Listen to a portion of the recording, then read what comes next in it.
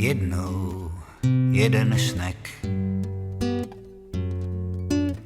šíleně se lek.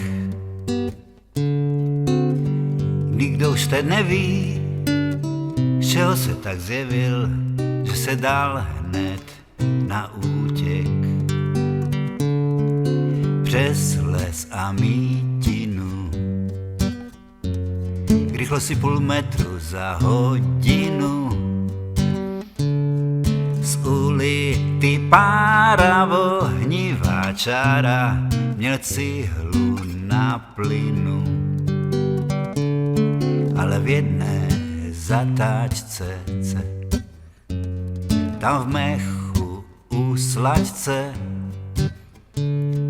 udělal čnek chybu, narazil do hřibu, nevyhnul se bouračce.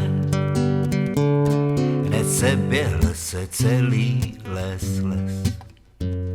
Dali šneka na pařez,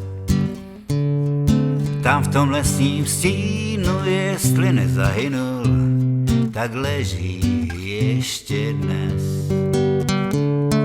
A kdyby použil vůz, anebo autobus, nebylo by nutné zpívat tohle smutné šnečí blues.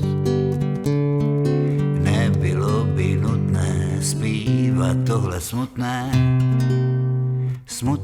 šnečí blues.